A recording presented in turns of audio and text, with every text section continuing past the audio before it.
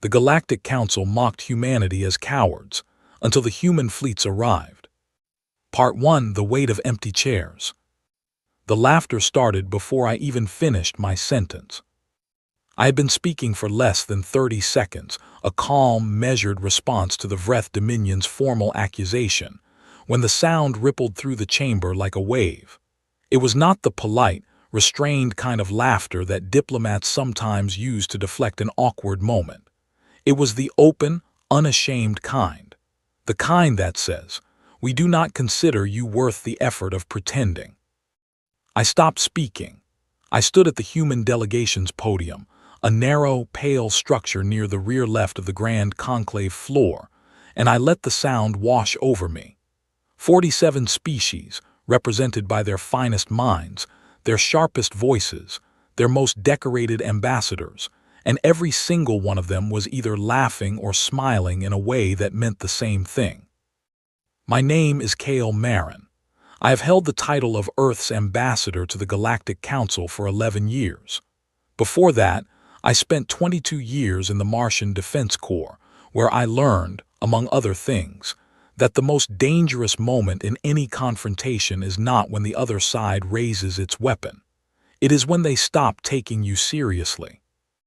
I waited for the laughter to settle. The Grand Conclave chamber was enormous by any standard, a hollowed sphere carved directly into the rock of asteroid Primus, an ancient way station sitting at the gravitational midpoint between 4 major star systems.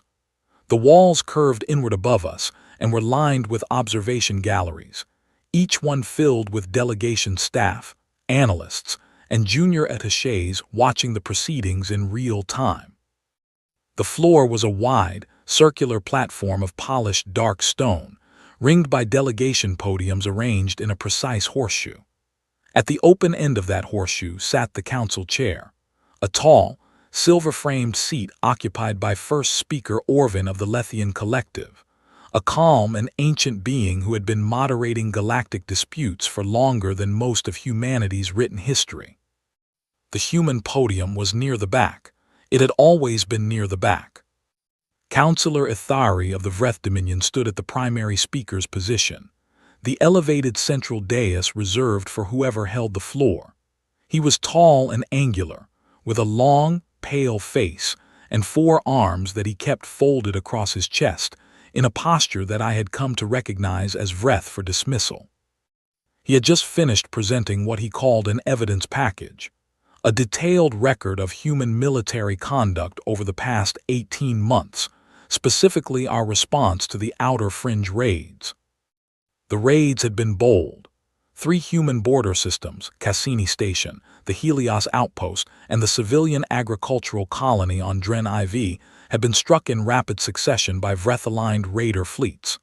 Cargo seized. Infrastructure damaged.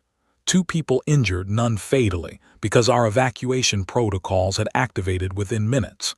And then, rather than launching a counterstrike, the human fleet stationed in the region had executed a full tactical withdrawal. Clean, orderly, and complete. The Council had noted it. The galaxy had noted it. And now Ithari was making sure that everyone noted it one more time, with added commentary. "The human response," he said, his translator rendering his voice into crisp, clipped words, consisted of what their own military command described as a strategic redeployment. 3 systems were struck. Human assets retreated. No counter-engagement was attempted. No retaliation was mounted. He let the silence sit for a moment. "I submit to this council that humanity's continued presence as a recognized interstellar power is, at this point, a matter of tradition rather than fact. They are a species that calculates survival over principle. They are merchants who wear the titles of soldiers. They are," and here he paused, and in that pause I could hear the performance of it, the deliberate theatricality, "cowards." The laughter came then. I had been watching Ithari's face through the whole speech, and I had known it was coming. That single word, cowards, was not an accident. It was a choice. A public, recorded, translated choice, entered into the official proceedings of the Galactic Council. He wanted it on the record. He wanted every delegation, every junior analyst in every observation gallery, every species monitoring the council feed from their home systems, to hear a representative of the Vreth Dominion call humanity cowards and hear nothing forceful come back. When the laughter faded, first speaker Orvin gestured toward the human podium with 2 fingers, the standard invitation to respond. I walked to the dais slowly, not because I was nervous, because I have found over 11 years of diplomacy that the pace at which you move toward a podium tells the room a great deal about how much you feel you need to rush. I did not feel I needed to rush. I adjusted the speaker's microphone. I looked out at 47 delegations. I looked at Ithari, who had returned to his seat and was already engaged in a quiet side conversation with his attaché, as though my response was too predictable to bother waiting for. I said, "We noted the incursion." 5 words. That was my entire response. I let them sit in the air for a moment, then I returned to my seat. The laughter that followed was louder than the first round. Someone in the Vreth gallery made a sound that their species uses the way humans use a dismissive wave. The Lethian delegation, typically among the more reserved presences in the chamber, exchanged a glance that I read as something between pity and amusement. Even first speaker Orvin, to his credit, kept his expression neutral, though I noticed he did not intervene. I sat down, folded my hands on the table in front of me, and kept my face completely still. My attaché, a young man named Owen Price who had been with the mission for 2 years and was still learning when to speak and when not to, leaned toward me with wide eyes. He whispered, "That's it. That's all we're saying." I did not look at him. I said very quietly, "That's all they need to hear." He did not understand. I did not expect him to, not yet.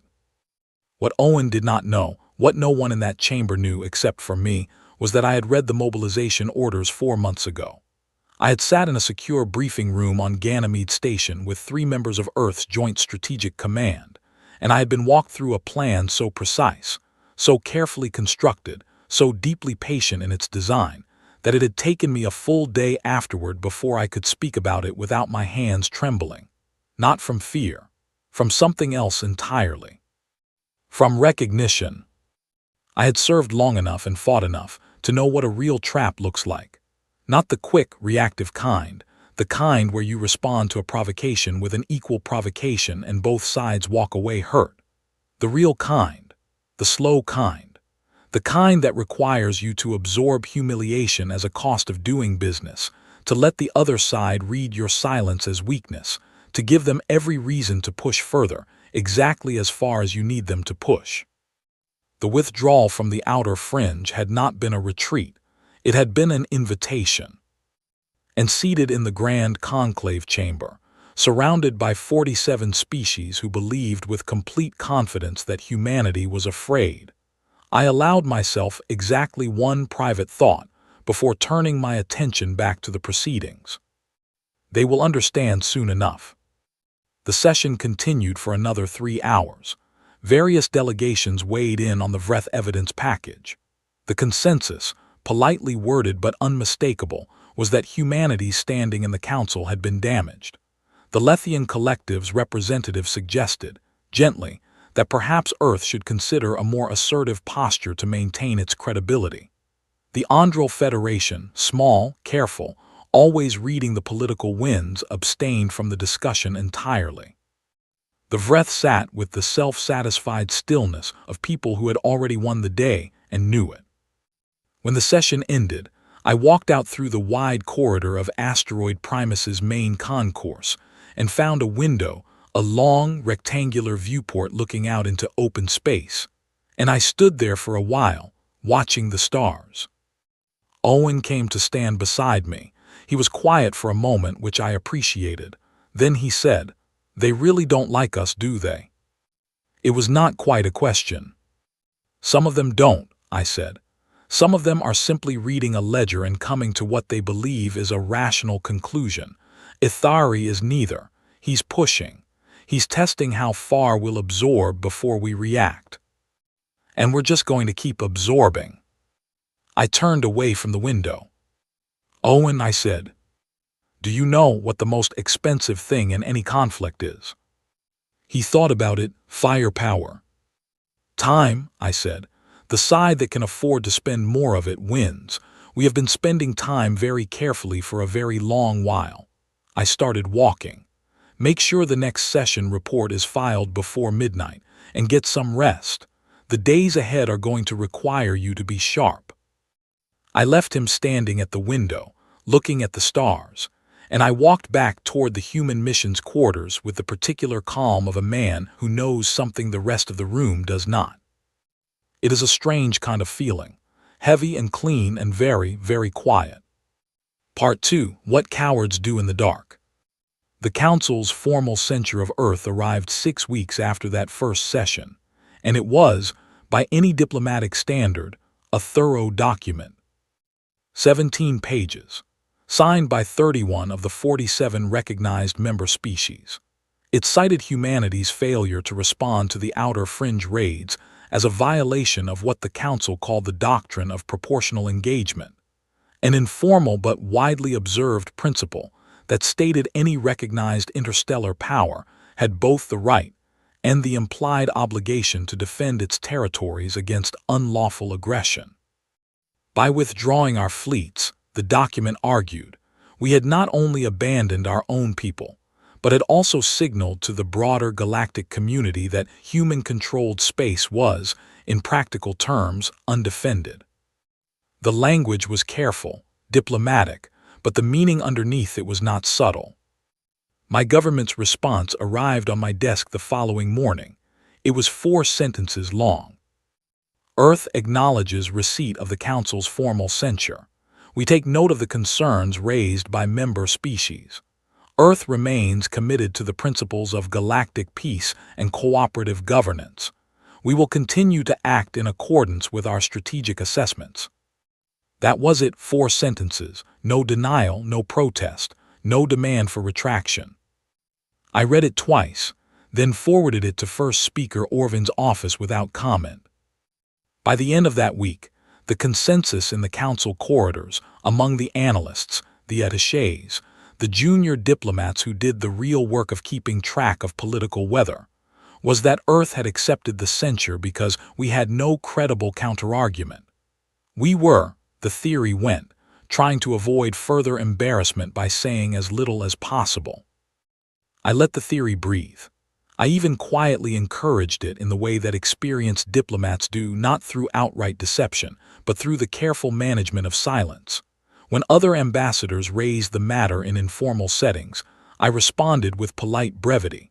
When the Council's communications office asked if Earth intended to file a formal rebuttal, Owen, following my exact instructions, told them we were reviewing our options. We were not reviewing our options. Earth Command had already made its choices.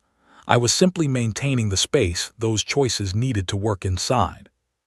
It was during those weeks that I came to know Nora Ellis.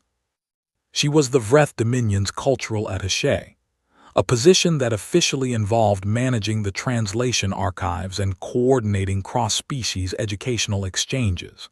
In practice, Nora had somehow ended up in this role because she was, by the standards of her species, unusually curious about other cultures. She was young for her position, with the precise, careful movements typical of Vreth diplomatic staff, but she had a way of asking questions that was less political and more genuinely interested.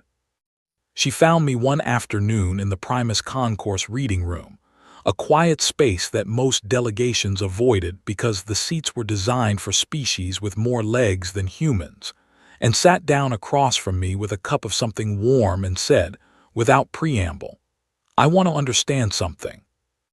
I lowered the report I was reading. "Go ahead." "Why didn't you respond? Not the political answer, the real one." I looked at her for a moment. She was serious. There was no trick in the question. I had been reading people for a long time, and Nora did not have the face of someone laying a diplomatic trap. She was just asking. "Tell me something first," I said. "Have you ever watched a spider build a web?" She tilted her head. "I've seen the concept in the xenobiology archives." The spider doesn't chase its food, I said. It builds something and it waits, and the waiting is not passivity. The waiting is the strategy. Every thread is placed exactly where it needs to be, and when something flies into that web, the spider does not need to run after it. The work is already done. Nora considered that. You're saying the withdrawal was intentional. I'm saying, I answered carefully, that humanity does not make unintentional decisions at the strategic level. She was quiet for a long moment. Then, the council thinks you were afraid. I know. And you don't want to correct them. I picked my report back up. Not yet. She left shortly after, and I watched her go with the quiet assessment of someone who had just decided to trust a particular person slightly more than the usual baseline. Nora was sharp, sharper than her official role suggested. That could be useful, or it could be a complication. In my experience, those two things were often the same. It was around that time that the intelligence reports started filtering through the Council's shared network, the kind of information that circulates between member species monitoring services without being formally presented in session. Someone, or several someones, had noticed that 3 of Earth's major deep space manufacturing platforms had gone dark. No emissions, no subspace traffic, no scheduled maintenance windows, just silence. The interpretation that spread through Council circles was swift and confident. Earth's industrial sector was contracting.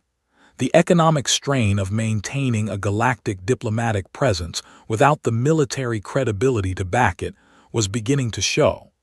Some analysts suggested we might be approaching the early stages of voluntary withdrawal from Council membership.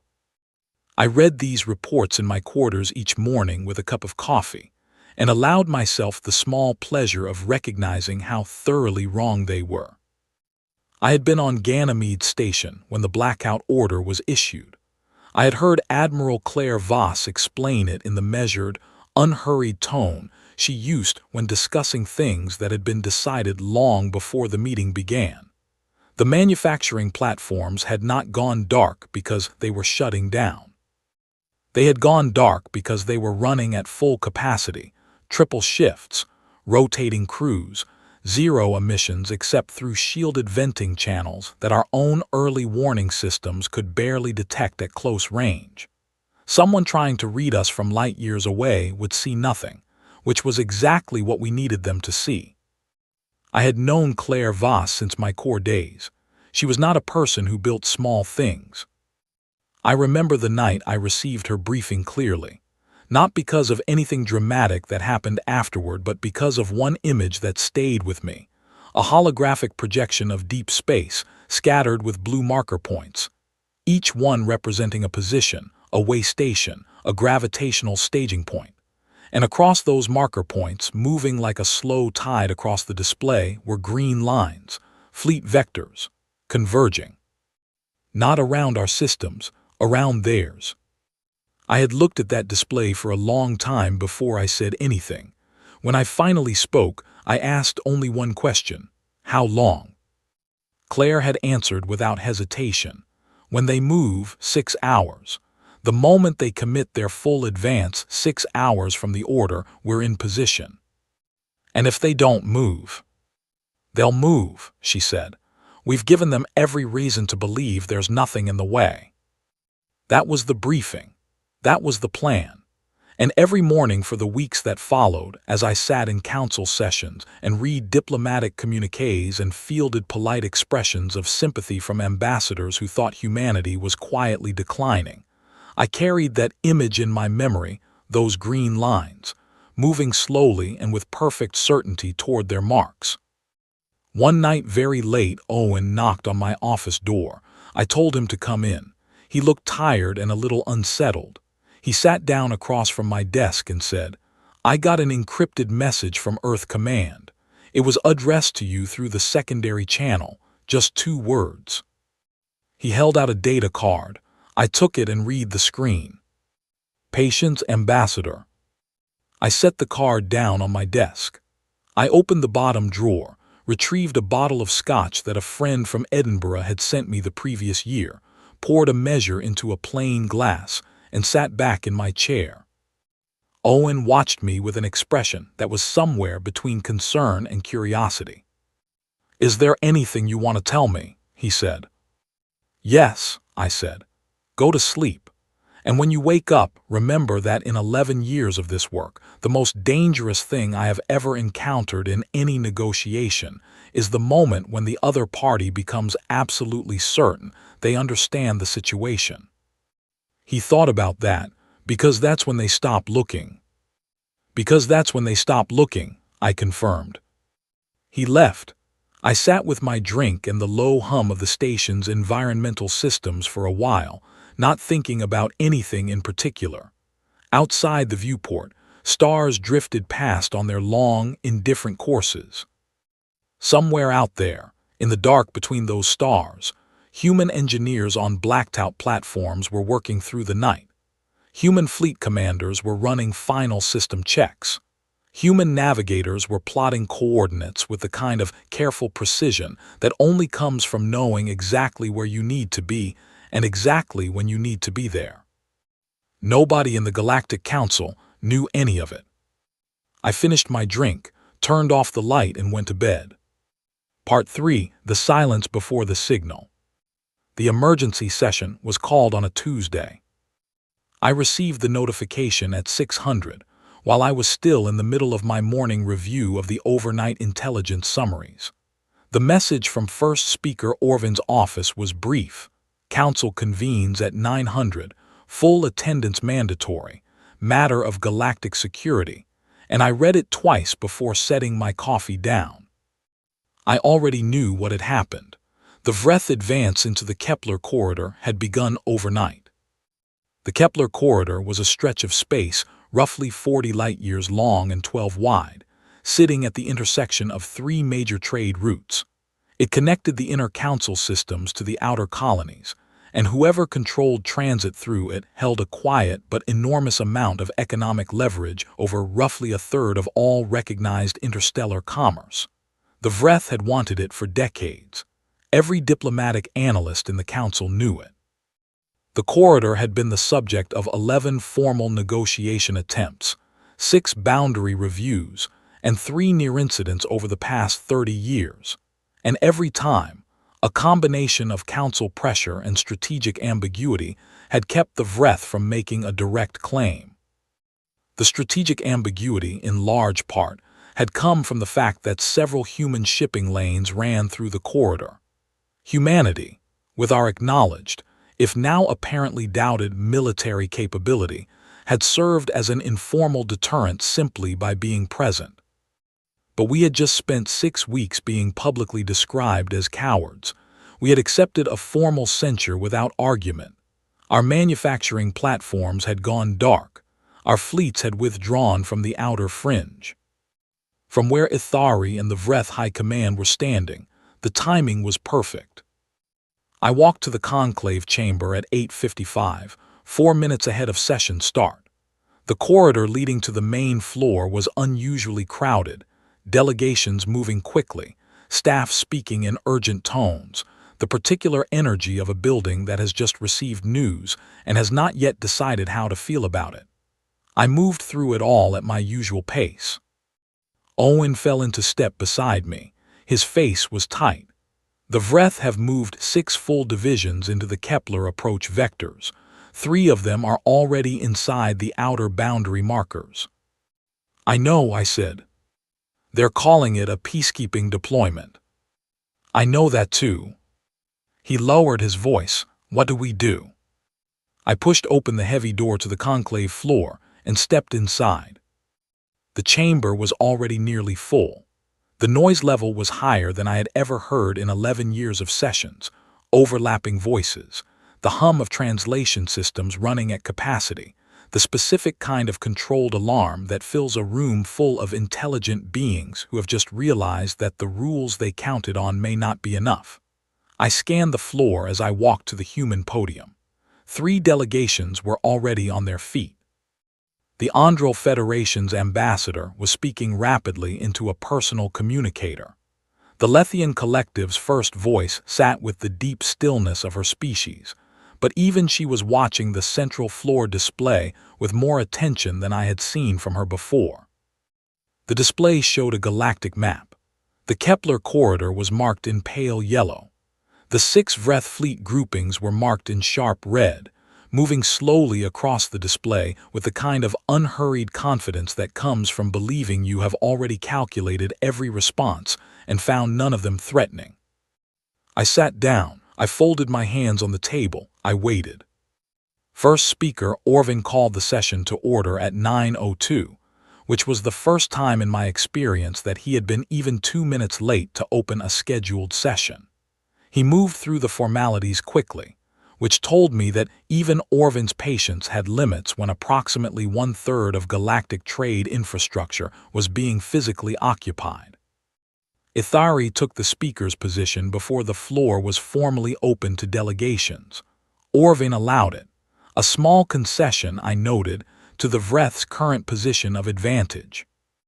Ithari's speech was measured, confident, and carefully constructed. The Vreth deployment, he explained, was a response to escalating security concerns in the Kepler region. Several vessels of unknown registry had been operating in the corridor without authorization. The Vreth Dominion, as a major stakeholder in regional stability, had exercised its right to protect the safety of its commercial interests. The divisions would remain in position only as long as necessary to ensure the situation was resolved. The Vreth Dominion had the deepest respect for the Council's processes and would cooperate fully with any formal review. 3 delegations immediately requested the floor. All 3 were species with significant trade volume through the Kepler corridor, and all 3 were, in practical terms, too small to do anything except ask the Council to do something for them. Orvin acknowledged them in order. Each ambassador spoke with varying degrees of alarm and diplomatic restraint. The message underneath all 3 speeches was the same. This is a problem, someone needs to fix it, and that someone is not us. Then Orvin turned toward the human podium.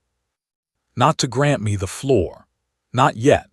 He simply looked at me, the careful, ancient gaze of a being who had watched a very great deal of galactic history unfold in this chamber. And I had the sense that he was reading something in my posture that the rest of the room had not yet thought to look for. Ithari turned too. He did not wait for the formal process. He spoke directly across the floor in a voice pitched just loud enough to carry. And what will humanity do, Ambassador Marin? Perhaps issue a statement, write a letter, or will you perhaps redeploy to a more comfortable distance? He let the last words land carefully. Around him, the allied delegations and several neutral ones laughed, quieter than in the previous session but present. A habit now, something they had come to expect. I did not respond immediately. I reached into my jacket pocket. I retrieved my personal communicator. I looked at the screen, a single, simple message that had arrived 4 minutes ago, during Ithari's speech, through a channel so secure that it existed, as far as any foreign intelligence service knew, only in theory. The message read, "Fleets are in position, awaiting your word." I looked at the message for exactly 3 seconds. I put the communicator back in my pocket. Then I stood up. I did not go to the speaker's dais. I spoke from where I stood because I did not need the elevation. In 11 years, I had never spoken from the floor during a session. The room registered it. I could see heads turning, conversations stopping. I straightened my jacket. "Ambassador Ithari," I said, and my voice was as calm and level as I could make it. "I recommend that you recall your forward divisions." The room was very quiet now. "All 6, Ithari said, not mockingly. Something in my tone had changed the room, and he had noticed it even if he did not yet understand it. "All 6, I said. "I would strongly recommend beginning the recall within the next 4 minutes." Ithari stared at me. He had the look of a man running a rapid calculation and not finding an answer he recognized. Around him, several of his attachés were exchanging glances. First speaker Orvin said quietly, Ambassador Marin, is there something you wish to formally present to the Council? I turned to look at him. In approximately 4 minutes, I said, the Council will have access to a live broadcast from the Kepler corridor. I believe the transmission will be self-explanatory. The silence in the chamber was extraordinary. 47 delegations, hundreds of staff in the galleries above, and not a single sound except the low background hum of the station's life systems. Then Orvin nodded once. And we waited. Part 4, 400 ships in perfect formation. The main display came alive at 9:41 hours and 14 seconds. I know the exact time because I was watching the clock display in the corner of the chamber's central screen when the feed switched. One moment the galactic map was showing the 6 red markers of the Vreth fleet groups, moving steadily through the Kepler corridor with the unhurried confidence of a force that had already decided the outcome. The next moment, the map was replaced by a direct visual feed from the corridor's long-range monitoring network, and the room that had been silent became something quieter than silence, if such a thing is possible. A kind of collective, held breath that I felt more than heard. The feed showed open space, stars, the faint glow of the Kepler approach lanes. And then one by one, they came out of the dark. The first group emerged from transit about 40,000 kilometers off the Vreth Advance Column's port flank, 7 vessels, running without running lights, their hulls absorbing the ambient starlight rather than reflecting it. Long-range dreadnoughts. The kind we had not built publicly in 20 years. The kind that most Council intelligence assessments had categorized as decommissioned. The second group came out of transit on the starboard side, almost simultaneously. 9 vessels. Then, 15 seconds later, a third group behind the advance column, 12 vessels, spreading into a containment arc with a precision that spoke of hours of choreography. And then the larger formations began to emerge. I watched the display with the rest of the chamber, and I watched their faces. I watched Ithari, who had gone completely still. I watched Nora, seated 3 rows behind the Vreth delegation, whose expression moved through several things in quick succession before settling on something I could not fully name. I watched First Speaker Orvin, who was watching me. Owen, seated to my left, made a sound very low in his throat. He had known something was coming. He had not known it would look like this. I had been in the briefing. I had seen the numbers. But seeing numbers on a holographic display in a secure room on Ganymede is a different experience from watching them materialize on a live feed in the Grand Conclave chamber, vessel by vessel, in full view of the galactic community. By the time the emergence sequence was complete, 412 human vessels were in the Kepler corridor. They were arranged in 4 distinct formations, positioned at the 4 cardinal approach vectors of the Vreth Advance, ahead, behind, left, and right. Not a net exactly, more like a frame. A very precise, very thorough frame from which the 6 Vreth fleet groups had no practical exit that did not require them to move directly toward us. There were no warning shots, no aggressive postures. Our ships simply held position, engines idling, every targeting system powered but not aimed. It was a posture that any trained military mind in the room would recognize instantly. We are here, we see you, and we are waiting to see what you decide. Ithari was on his feet. I could see his 4 arms moving, the Vreth equivalent of rapid, agitated thought.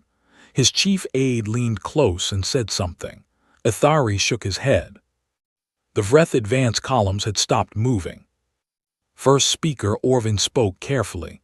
Ambassador Marin, would you care to address the Council? I stood. This time I did walk to the Speaker's dais. I had earned the elevation. What the Council is observing, I said, is the forward element of the Earth Defense Command's Corridor Response Group. These vessels have been in position since approximately 4 days ago, operating under full emissions blackout. They were staged through a series of dark transit points that our navigational teams have been charting for the past 18 months. I paused. The Vreth Dominion moved 6 fleet divisions into the Kepler corridor this morning, citing security concerns. We have been in this corridor longer than they have, and we have considerably more of it covered. Murmuring through the galleries above, I waited for it to settle. I want to be precise about what this is, I continued. This is not a provocation. We have not fired. We will not fire unless fired upon. These are defensive positions, consistent with our right to protect our shipping lanes and the interests of the member species who transit the corridor under Earth's registered agreements. I looked directly at Ithari. We are not asking the Vreth Dominion to surrender. We are asking them to go home. Ithari found his voice. You cannot have staged this many vessels without Council monitoring systems detecting the fleet movements. This is a deception, a deliberate. The vessels were not moved as a fleet, I said. They were moved individually over 18 months using standard shipping registration that your monitoring services cataloged as commercial traffic, cargo haulers, survey vessels, contract transports. I let that sit for a moment. We were very careful about the order in which we filed the transit permits. The murmuring in the galleries became something louder. I heard several distinct sounds from different delegations that their translators rendered approximately as impossible. It was not impossible. It had simply required patience and planning and a willingness to move at a pace so slow that no single data point ever looked like a pattern. A direct channel request came through to the chamber display. The Vreth Advance Commander, Admiral Dithran of the 1st Vreth Battle Group, requesting immediate communication with the human delegation. Orvin looked at me. I nodded. The Admiral's face appeared on the secondary display. He was a broad, controlled figure whose expression told me very clearly that he was working hard to remain exactly that.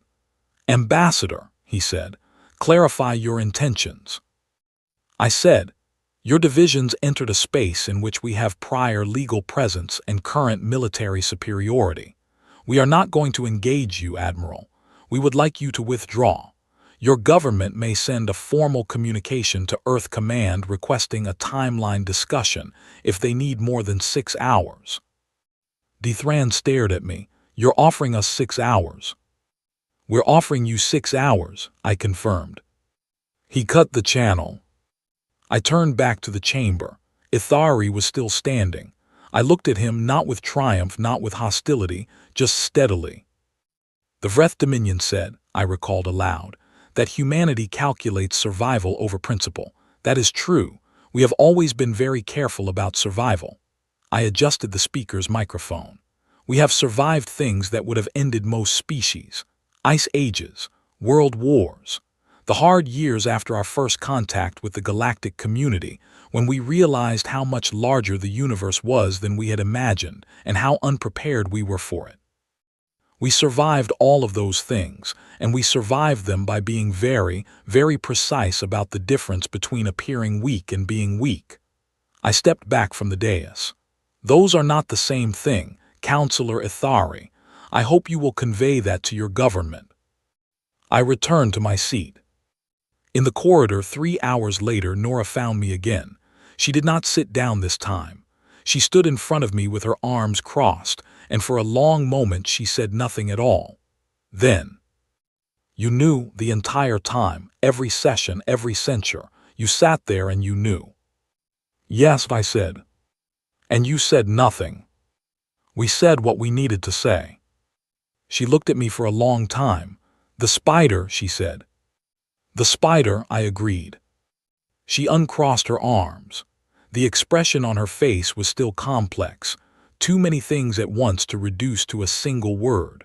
But underneath all of it, I thought I could see something that might, given enough time and enough honest conversation, become a kind of respect. The Vreth divisions are withdrawing, she said. All 6 groups. The Admiral submitted the notification to Council monitoring 20 minutes ago. I know, I said. I received the confirmation. Was anyone, she paused, choosing her word carefully, was anyone ever in real danger through all of this? I thought about that honestly. Our people in the 3 outer fringe systems took some damage to their infrastructure. 2 people were hurt in the initial raids. We evacuated everyone in time, but they were still our people in harm's way. I met her eyes. We do not enjoy that part, we never have, but we were very sure of our timing. She nodded slowly, then she said, quietly, I'm going to have to write a report about this. I imagine so. I don't know how to explain it. I thought for a moment. Start with this, I said. Humanity spent 30 years watching the galaxy assume we were the same as everyone else. We are not the same as everyone else. Not because we are stronger or faster or more advanced, but because somewhere in our history we learned a lesson that most species have not had to learn the same way, that the most important resource in any long conflict is not power, it is time, and we are very, very patient people. She left. I watched the corridor empty around me as delegations filed back to their quarters, and I stood there for a moment with the particular feeling of a thing accomplished, not celebratory, not triumphant, but solid, grounded, the way a well-built structure feels when you press your hand against the wall. No shots fired, no ships lost, not a single casualty on either side. The Kepler corridor was open, and the Galactic Council had just learned something about humanity that it would not forget for a very long time. Part 5. What we are when we're not afraid. 3 months passed. 3 months is not a long time in galactic politics, where treaty negotiations often run for decades and formal position changes can take years to filter through the institutional machinery of 47 species. But in the 3 months following the Kepler corridor incident, which the Council's official record designated, with characteristic understatement, as the corridor clarification event, more changed in the structure of galactic diplomacy than I had seen in my entire 11 years at the mission. The first requests came within a week, quiet ones, sent through secondary channels, carefully worded to avoid the appearance of urgency. The Andral Federation, the same delegation that had abstained from every public discussion of human affairs for 3 years, formally requested a meeting with Earth's diplomatic mission to discuss bilateral security arrangements. The Pelhari Compact, a small but strategically positioned alliance of 4 species in the outer systems, sent a longer, more detailed inquiry asking about the terms under which Earth might extend its registered transit agreements to cover their shipping lanes. By the end of the first month, I had 14 pending bilateral meeting requests on my desk. Owen was working 16-hour days and had started keeping a second coffee on his desk at all times. "We're going to need more staff," he told me one morning, setting a fresh stack of request documents beside my existing stack. "Request them," I said, "and copy Earth Command on the staffing proposal. They'll want to see the demand figures." "They're going to be pleased." "They're going to be very busy," I said, "which is different." The council sessions themselves had changed in texture. Not dramatically, the formal processes remained the same, the seating remained the same, the procedural rhythms that had governed the conclave for centuries continued without interruption. But the atmosphere was different in a way that was difficult to point to and easy to feel. Delegations that had previously placed their representatives in positions angled away from the human podium, a small but consistent body language signal that I had learned to read years ago, had adjusted. Eyes held mine for longer. The corridor conversations that I was invited to join had become more substantive. And the laughter, when other species joked among themselves about galactic affairs, no longer had the edge I had been hearing for 3 years. The Vreth Dominion's Councillor Ithari formally requested a private meeting 6 weeks after the corridor incident. I accepted, and we met in one of the small consultation rooms off the main conclave floor, neutral space, no staff, just the 2 of us and a pair of translation units. He was different in private. The performance was gone. Whatever posture he had maintained across months of public sessions, This version of Ithari was a senior diplomat at the end of a plan that had failed, and he was trying to understand why. He sat with two of his arms folded, and the other two resting open on the table, which I had learned was Vreth body language for honest engagement. He studied me for a moment before speaking. "How," he said, not rudely, just directly. "How what? How did you maintain silence for so long? We have intelligence resources. We had monitoring coverage of your major systems. We saw the manufacturing platforms go dark, and we interpreted it as decline. How did you build that many vessels, stage them across the corridor in groups of 1 and 2 and 3 over 18 months, coordinate a response of that scale, without a single piece of intelligence reaching us?" I considered the question. It deserved an honest answer. "Partly," I said, "it was operational security. Good planning, strict information compartmentalization, technical measures that I am not going to detail in this room." I paused. "But mostly it was something simpler. You were not looking for it. You had formed a conclusion that humanity was declining, was afraid, was strategically passive, and once you formed that conclusion, your monitoring services were collecting data in service of confirming it, not challenging it. You saw manufacturing platforms go dark and assumed contraction, because contraction fit your existing picture of us. You saw our fleet withdraw and assumed fear, because fear fit the narrative you had already built." Ithari was quiet. "We gave you reasons to build that narrative," I continued. "We chose to give you those reasons. The withdrawal, the silent response to the censure, the careful management of our public posture, all of it was designed to feed a conclusion that served our purposes." I folded my hands. "The most effective deception is not a lie.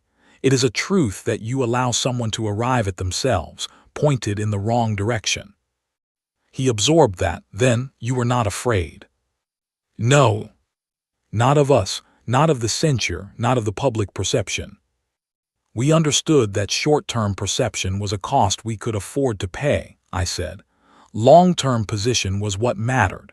We chose to spend reputation to buy time and space. It was a deliberate trade." Ithari looked at the table for a long moment. When he looked up, his expression had settled into something that I recognized, having seen it on many faces in many difficult conversations. The particular stillness of a person who has just accepted something they would have preferred to argue against. "The Council will want to recalibrate its assessment of humanity," he said. "I expect so. That process will take time. There will be political complications on our side." "There always are," I said. "Take the time you need. We are patient people." Something crossed his face that might, under other circumstances, have been a smile. The meeting ended after another 20 minutes of careful, specific conversation about the corridor's future status, Vreth commercial transit rights, human monitoring presence, the formal terms of the situation's resolution. It was detailed, technical, and entirely civil. When Ithari left, I sat in the consultation room alone for a few minutes and thought about the distance between who he had been in those early sessions, the performance, the mockery, the careful theater of contempt, and who he was in private when the stakes were real and the room was empty. People are almost always more complicated in person than they are from a podium. That is something this work teaches you quickly. I thought about Nora Ellis. She had been formally reassigned to the new Vreth Human Diplomatic Liaison Office that the Council had quietly established in the weeks following the corridor incident, a small but symbolically significant body tasked with normalizing communication between our two missions. On her last day in her old role, she had come to my office. Not officially. Just a knock on the door, an offered hand, and a small data chip. "Vreth Cultural Archive," she said. "The section on species of note. I thought you might want to see the updated entry." I took the chip. I looked at it. I set it on my desk without inserting it into the reader. She watched me. "You're not going to read it." "Not today," I said. "Why not?" I thought about how to answer that honestly. "Because whatever it says now," I finally said, It was written in response to something we did, and I am more interested in what we do next than in being documented for what we did before. I picked it up and held it out to her. You keep it. Read it to me someday when we have known each other long enough for it to be funny. She took it. She held it for a moment with an expression I still carry 3 months later. In the way you carry the things that stay with you because they are true, a kind of quiet recognition, one careful person to another, that something had changed in the space between them. She left. I heard her footsteps in the corridor for a moment, and then they faded. That night, I walked the long outer ring of asteroid Primus alone. It was a habit I had developed over 11 years, a late walk through the quieter corridors after sessions ended, when the delegations had gone to their quarters, and the only presences left were the maintenance staff and the station's endless mechanical breathing. The outer ring had a series of wide viewports, longer and broader than the ones elsewhere, looking out over the asteroid's slow rotation into clean, open space. I stopped at the longest viewport and stood there for a while. I thought about a place called the Siege of Callisto, which was a thing that happened 30 years ago, and which most people alive have either forgotten or never knew. I was 26 years old, newly promoted, assigned to a rearguard unit whose specific job was to hold a position that everyone, including our own command, expected to fall. The outer collective had 3 times our tonnage and twice our numbers. We held for 11 days before our main force completed the repositioning maneuver that allowed us to close their supply lines. 11 days. Every one of them had felt like the last. But they were not the last. I have thought about those 11 days many times during the years since, not with the bitterness that war sometimes leaves, with something closer to understanding.